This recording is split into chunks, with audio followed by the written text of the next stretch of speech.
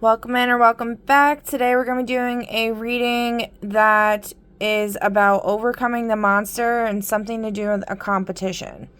Alright, so we're going to clear out the energy. That was weak. Hold on. Woo! Okay. Alright, let's see. So today we're using the Book of Doors. Yeah. The Book of Doors, Divination, an alchemical oracle from ancient Egypt.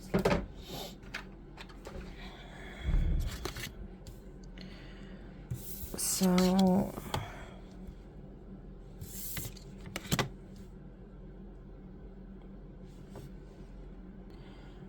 alright, so to start off with, we have Bes in the house of Akhat. And so the title of this card is To Advance, Leopard and Fire. Now we are talking about a competition and overcoming a monster, so I feel like that's pretty fitting.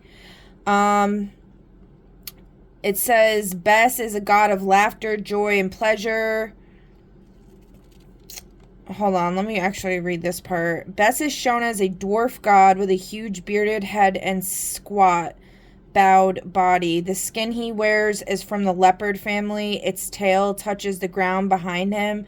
His name derives from Besa or Basu, the name of the animal whose skin he wears. He squats behind and holds a symbol that is the earliest form of the Ankh, an emblem signifying magical protection. He is surrounded by fire. A god of laughter, joy, and pleasure, Bes was much loved by the Egyptians, and his character can be found in the Greek figure of Pan, the god of nature and ecstasy, as well as in the Greek Dionysus and the Roman god Bacchus, who also exemplify this quality of divine inebriation. Bes is described as originating in equatorial Africa, possibly introduced into Egypt by early invaders.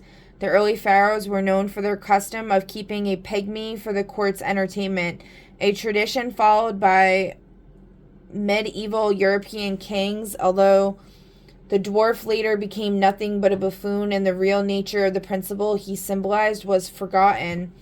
Bes was a god of pleasure, and his image adorned mirrors sacred to Hetert, pillows, and cosmetic jars. When he is shown playing a harp, Bes is also a patron of music and dancing. In fact, he presided over all of the enjoyments of the human senses. So maybe there's some type of celebration. Yeah, the promise of pleasure and fulfillment, rejuvenation and joy, access to a forbidden dimension. Another aspect of Bes was his presence in the birth chamber as a powerful protector of the mother and child. As protector, he assumed the nature of a warrior god carrying knives to destroy the enemy. Osset refers to Bes as protecting the limbs of her child, Heru, and in the Duat he protected as well as entertained the deceased. The word Bes Sheta means secret initiation, and Bes is a powerful keeper of the thresholds. He is the giver of initiation into the hidden realms where even Heru is forbidden to enter without his permission.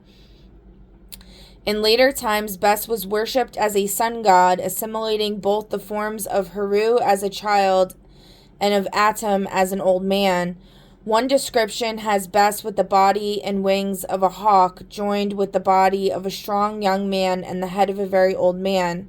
In another image on the Metternich stele, we see the head of the old man who renews his youth and the aged one who maketh himself once again a boy, placed above that of Horus, the god of renewed life, and the rising sun, to show that the two heads represent, after all, only phases of one and the same god. Bes contains a secret transformation within his misshapen, animal-clad body. In the said festivals, the tail represented the energy taken from the earth and assimilated into the body, and the earth/flesh, the fire of transformation, is contained, and it is through pleasure, through the ecstasy of Bes, that this creative fire is liberated to nourish and rejuvenate not only the physical body, but also the other invisible and more subtle bodies. So I'm getting from this, there's some type of, I want to say transformation, but initiation. But yeah, maybe like a transformation once this realm is entered into. And I mean, this is the god of like celebration and fun, basically, and partying. So it sounds good to me so far. All right. What's next one? Next one is Nefer-Adam. I'm totally butchering these names, but we're doing our best here, okay? I'm not well versed in Egyptian anything, okay? At least not consciously. Alright. I do deeply resonate with the Ankh, so that's cool. That's coming up. Because look, she's holding it in her hand. And then he's also got the Ankh. I don't know if I don't see it in this one. But I do see... I don't know what those are hanging. There's like dead animals or something. It almost looks like leopards, and it was saying something about him wearing leopard attire. Anyway. Okay. The young Tem.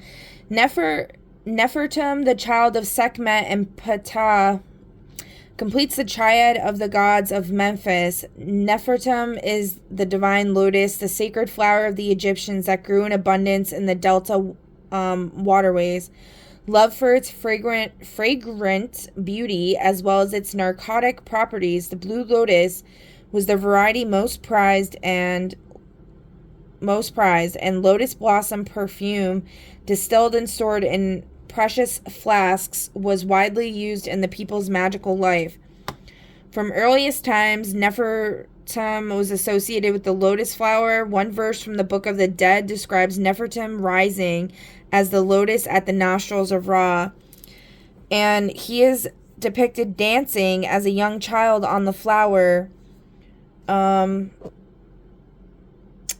holding the U.S. scepter, wearing the manat of protection and pleasure around his neck with the braid of a youth. So yeah, we're talking about partying again, right? Also protection.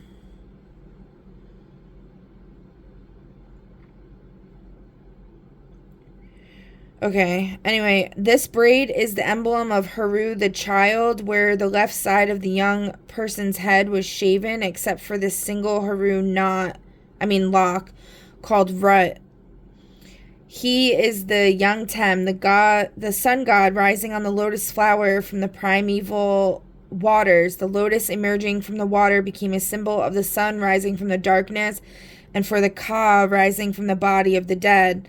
A follower of the occult way was said to have the power to be transformed. Oh, I did say something about transform before. Into a lotus after death, bringing to mind an immediate parallel with the Hindu concept of the chakras or lotuses of the subtle body, particularly the Sahasrara. I cannot say that. Sahasrara chakra, or thousand-petaled lotus, which is said to be the center of the cosmic consciousness and spiritual illumination. In Memphis, the creative fire of Ptah, in conjunction with the female element, the living water of Sekhmet, brings forth Nefertum. Just as the lotus plant sends its budding flower through the water to blossom in the full light of the sun, and as the blossoming lotus yields its perfume, so Nefertum is the quintessence,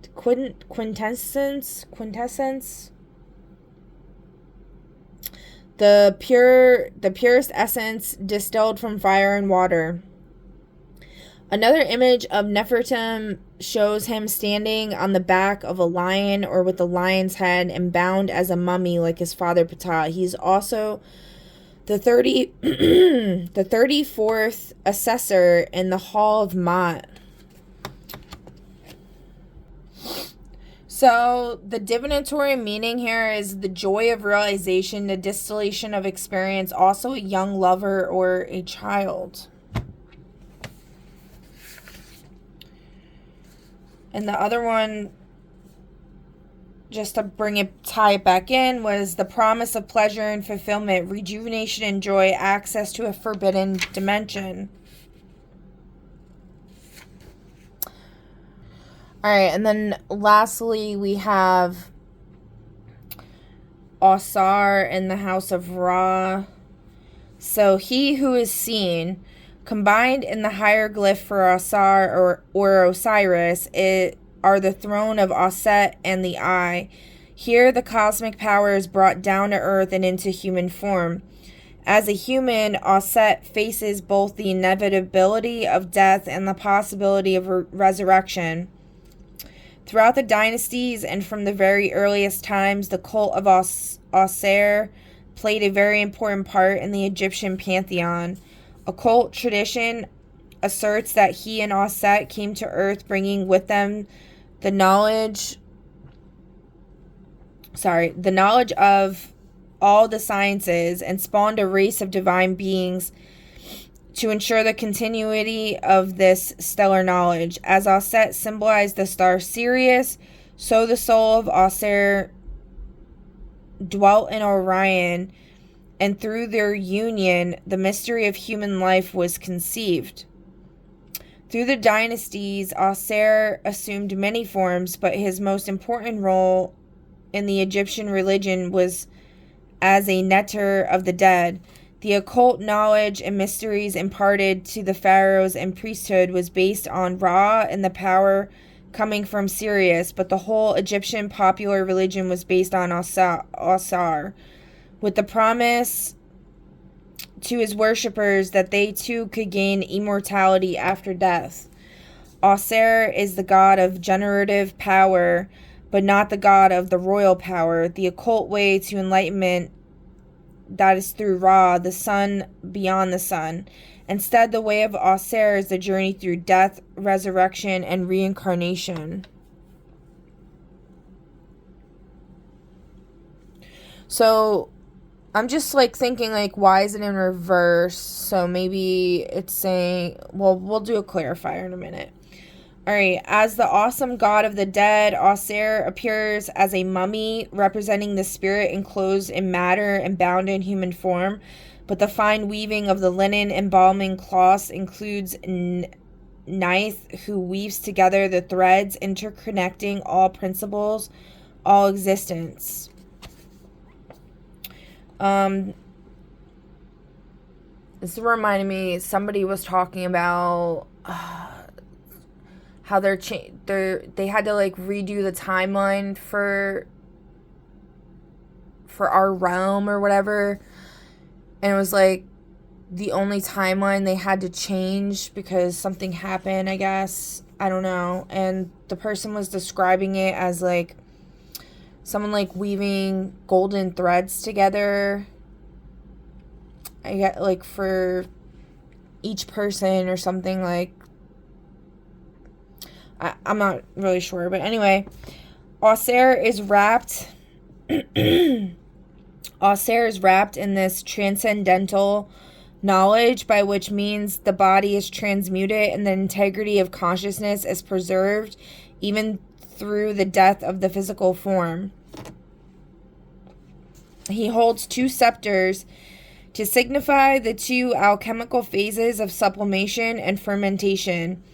The Nekhak-Ha scepter symbolizes spiritual power and sublimation. The Hek scepter, in the shape of a crook. I can barely speak English, and then y'all got me trying to speak Egyptian. Oh my god. Jesus.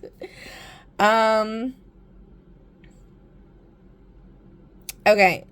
The hex scepter in the shape of a crook symbolizes the alchemical ferment, and the way they are held in the hands of Auxerre has a very precise meaning. In this card, his hands holding the scepters are opposing fists, signifying judgment. When his hands are crossed at the wrist, they indicate death, and when the scepters and hands are both crossed, they indicate resurrection.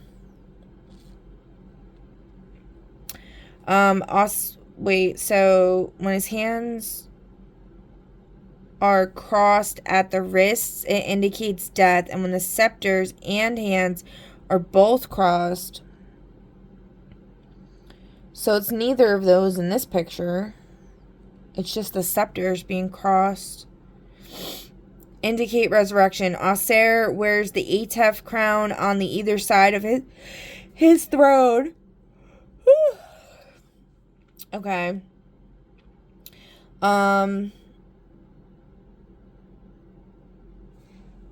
Okay, sorry. So where were we? Auxerre wears the Atef crown, and on either side of his throne are hung the skins of the pied bulls sacrificed.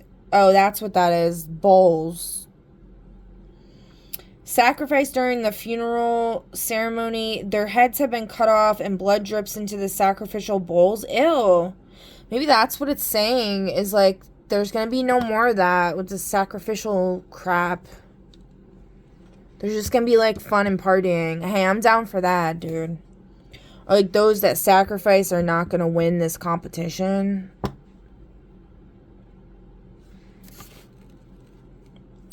As a principle involved in the renewal of life, Auxerre is said to be born of the moon every month, as offerings were made at his monthly festivals throughout Egypt. Some texts say he died at the age of 28, which relates directly to the cycle of Saturn. Oh my god, why do I keep yawning? Okay, sorry guys. And the return of Saturn to its position at birth as well as to the moon. So we have an upcoming lunar eclipse in Leo. I think it's in the 5th house too. Oh, and I remember the degree is 1443, which 143 means I love you.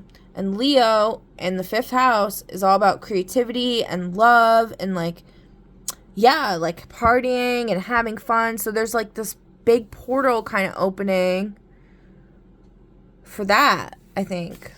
And by the way, I don't follow tropical astrology. I follow the actual, like, where stuff actually is in the sky. Which I follow Deluge because I found that to be the most accurate. But you can follow Vedic or tropical, whatever you want. But this is, you know, that's what I'm talking about. Anyway, so something's going on with Saturn too, but I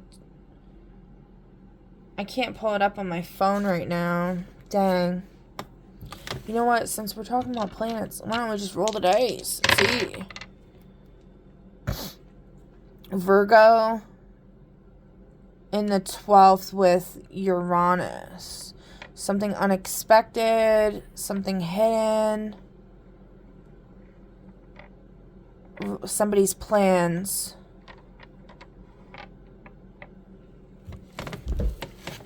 Huh.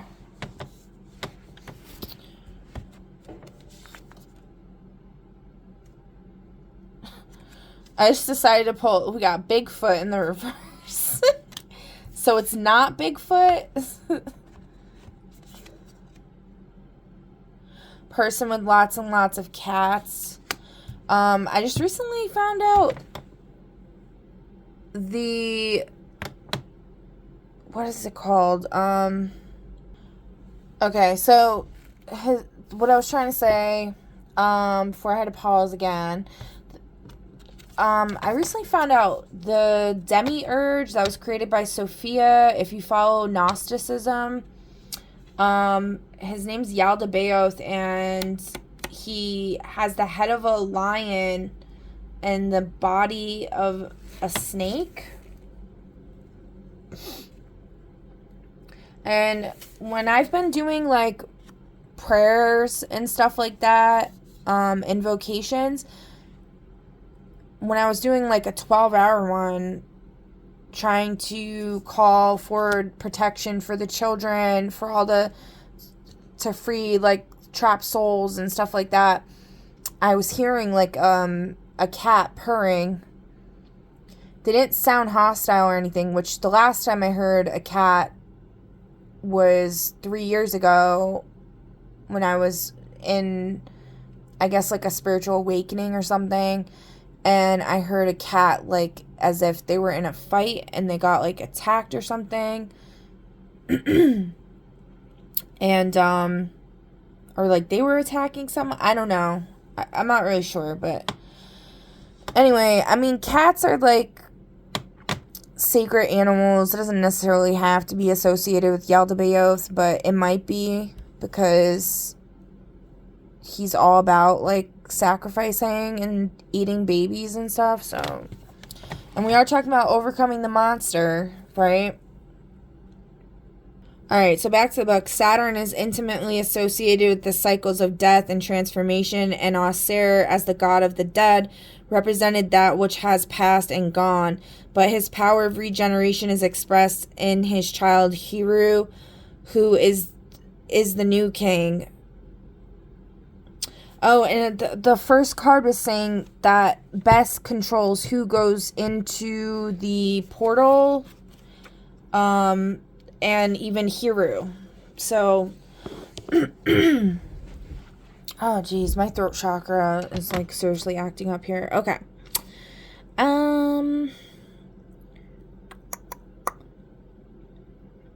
Thus, Aser is the continuity of the power of the pharaoh.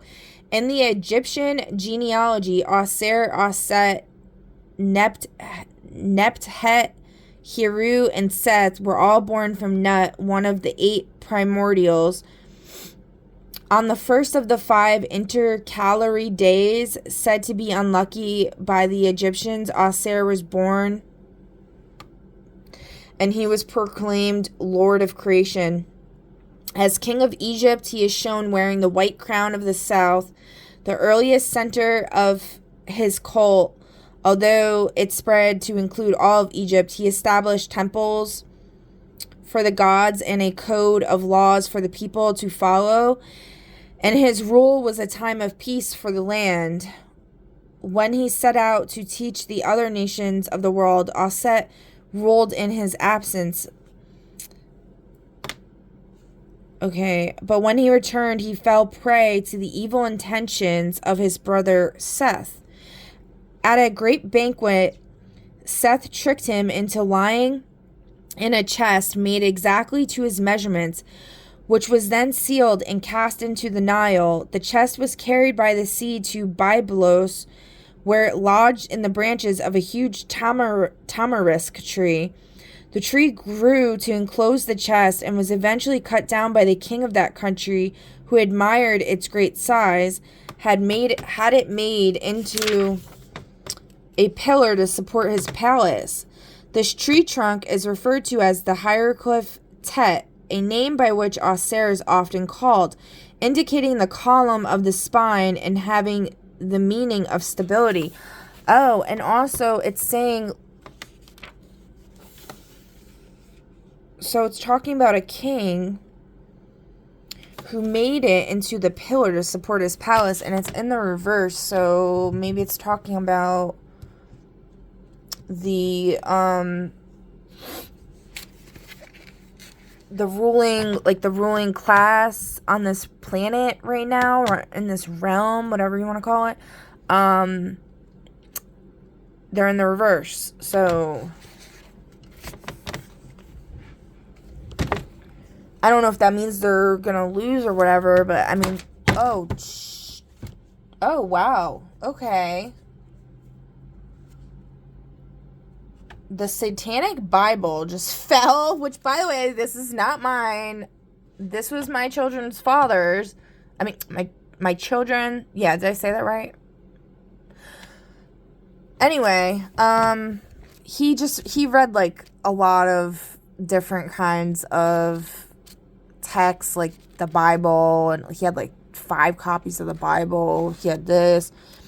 And I don't know if this is necessarily, I've never read it. I honestly don't know, but there's something here.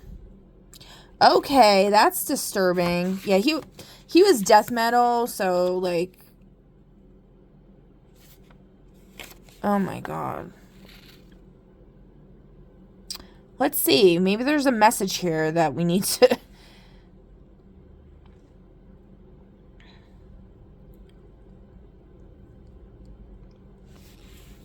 Hold on. I'm going to pause this and read, and then I'll see.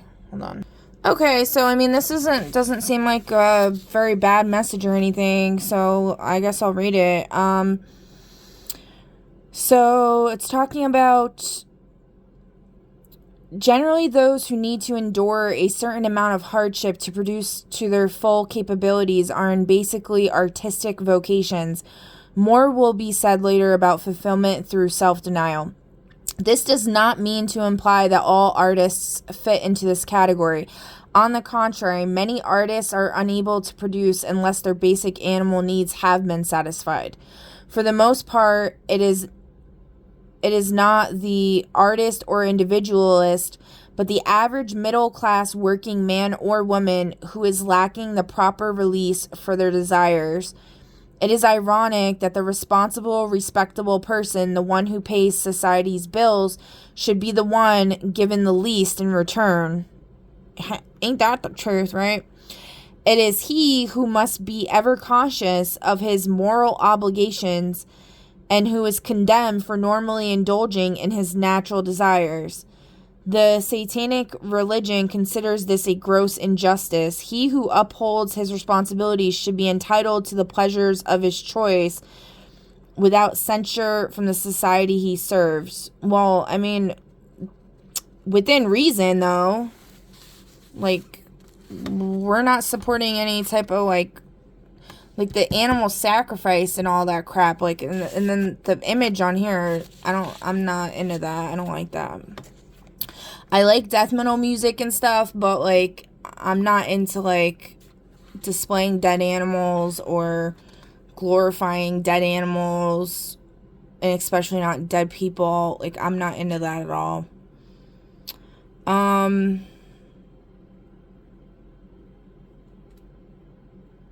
He who upholds his responsibilities should be entitled to the pleasures of his choice. Yeah, I don't know. Finally, a religion. So, like, when you're talking about upholding your responsibilities, does that include, like, not, hurting others? Like, I remember my kid's father telling me something about, like, there's something in here about, like, not hurting children. But I don't really know. If a person wants to be hurt and enjoys suffering, then there's no reason not to indulge him in his want. That's crazy. Satanism encourages any form of sexual expression you may desire so long as it hurts no one else. Okay.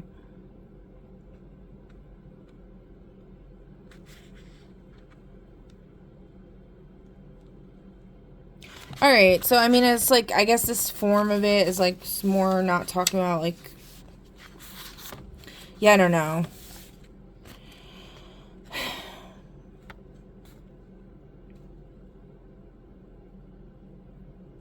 So, and then we got here,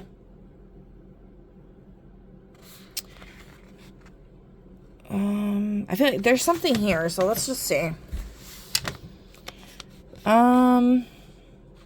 Finally, religion, Satanism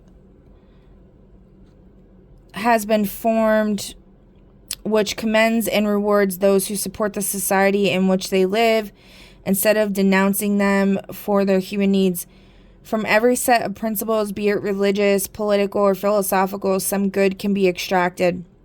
Amidst the madness of the Hitlerian concept, one point stands out as a shining example of this strength through joy. Hitler was no fool when he offered the German people happiness on a personal level to ensure their loyalty to him and peak efficiency from them. It has been clearly established the majority of all illnesses are of a psychosomatic nature, and that psychosomatic illnesses are a direct result of frustration.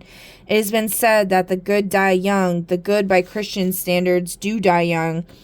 It is the frustration of our natural instincts which leads to the premature deterioration of our minds and bodies.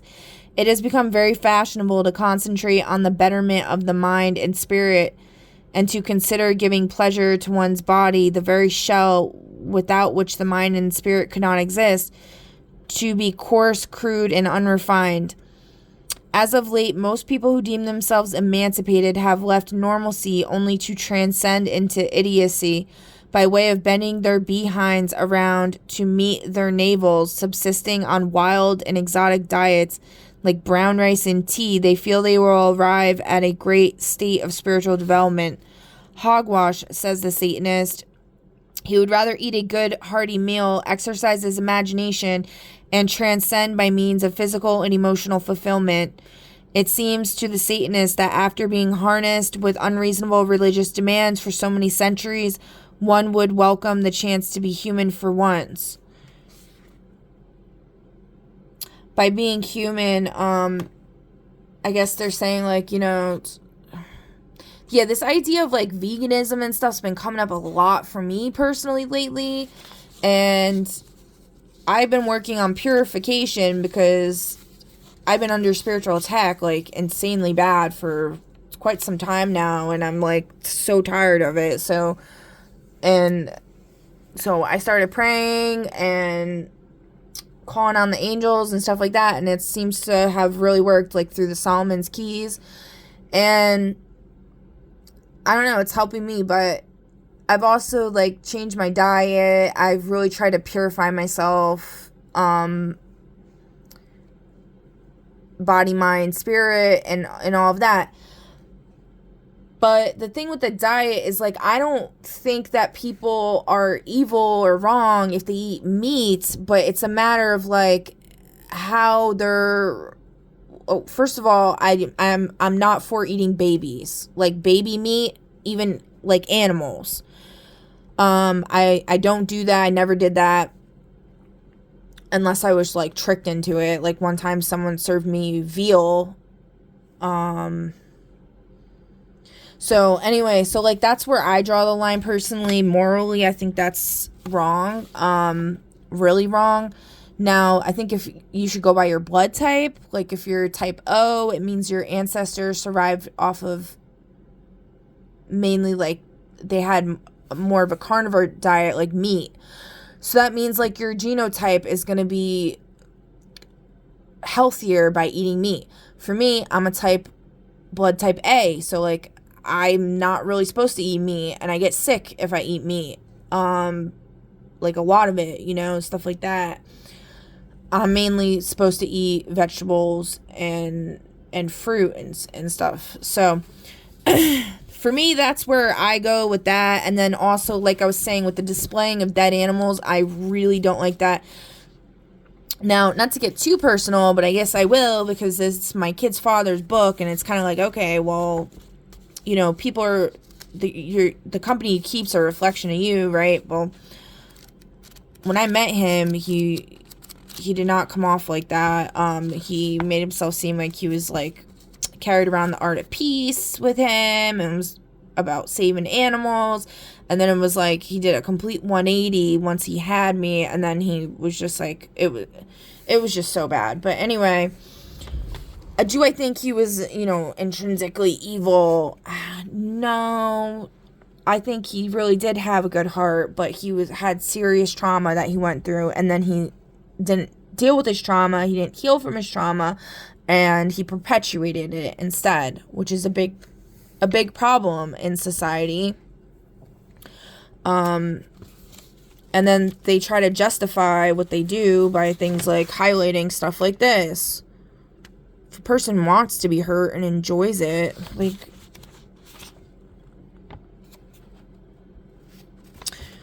here's another one. Satanist represents kindness to those who deserve it instead of love wasted on ingrates. The Satanist believes you should love strongly and completely those who deserve your love, but never turn the other cheek to your enemy. And we are saying overcoming the monster competition. By learning to release your hatred towards those who deserve it, you cleanse yourself of these malignant emotions and need not take your pent-up hatred out on your loved ones. By learning to... Yeah, he definitely took his pent-up hatred out on his loved ones. The truth is that human beings are not all benign or all loving. Because he is able to give vent to his hatred through ritualized expression, he is far more capable of love, the deepest kind of love. Without being able to experience one of these emotions, you cannot fully experience the other. Okay, yeah. So, like, yeah, that's the whole thing with, like, duality and,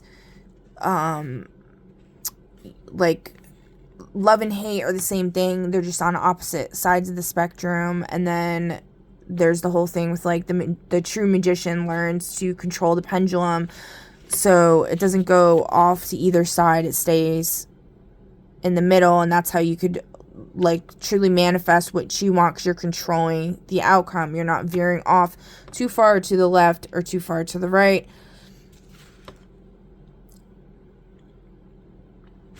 Now, as far as, like, with ritual and stuff, so that's funny because, okay, so, like, there's ritual where they're, like, sacrificing animals and stuff like that, and I do not agree with that. But there's ritual like what I've been doing lately, which is, like, lighting candles that represent, like, the planet that's the ruling planet of the day, and then a black candle, you put, like, a black candle on the left to symbolize protection and to absorb any energies that are coming towards you that you don't want, that you want to transmute. And you put a mirror in front of the black candle facing away from you. And then you light the candle saying an invocation, like your intention of why you're lighting the candle. And then on your right side, you put a candle that's representative of the color of the planetary energy of that day. So, like, today's Tuesday, it's Mars, so you do red. And then you put a significator in front of that candle that represents yourself, like your true heart. So I put, like, my prayer beads that I made in front of it. And then you say, as you light it, you say an invocation, calling in energies that are aligning with your highest timeline, your best outcomes for whatever it is that you're trying to do, okay? For me, I put, like, I say something about, like, hold on, I'll read it. So I say, I light this flame to call my rightful power home, courage, authority, protection, and forward motion rise within me now. And then for the black candle, I say, I light this flame to banish all harm, not my own. What is sent against me is reflected, neutralized, and returned to its rightful source. So that's a way that you can do ritual in a healthy way. And then you can do even more invocations based on whatever you're trying to achieve. So, like, I figured out what the Chaldean planetary hours were and the ruling angel of each hour based on, I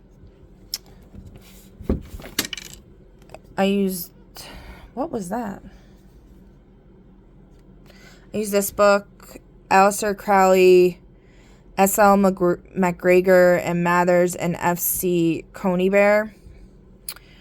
And then, like, in here, it'll tell you. Hold on.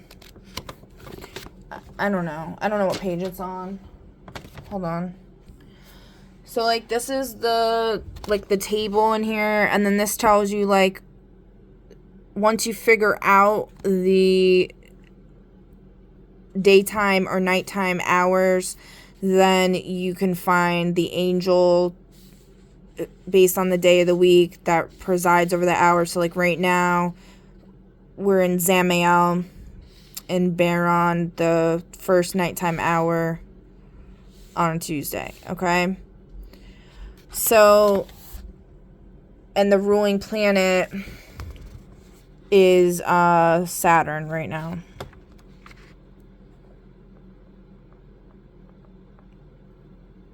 Which you got to like figure out how to do that. The book kind of helps you, but I had to use like ChatGPT to help me and stuff, so it's kind of confusing. It's like really hard. It can be really hard to understand. But anyway, so like that's a way that you could do ritual without hurting people, okay? And you know, and release that hatred and kind of give yourself back that control over a situation where you feel helpless, right?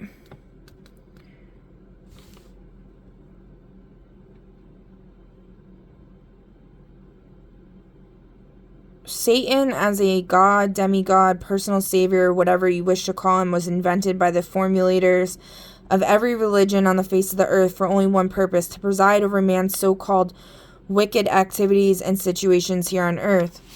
Yeah, I mean, I'm not gonna like keep going too much into all that because I'm really running out of time here. But I think, you know, I think we got a good idea here of what Spirit's trying to say is like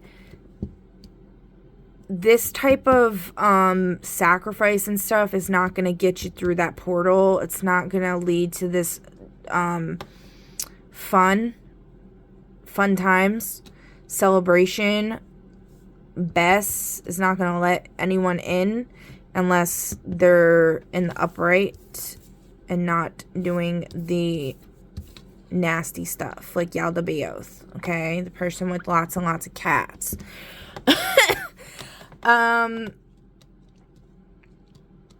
Okay. Is that everything?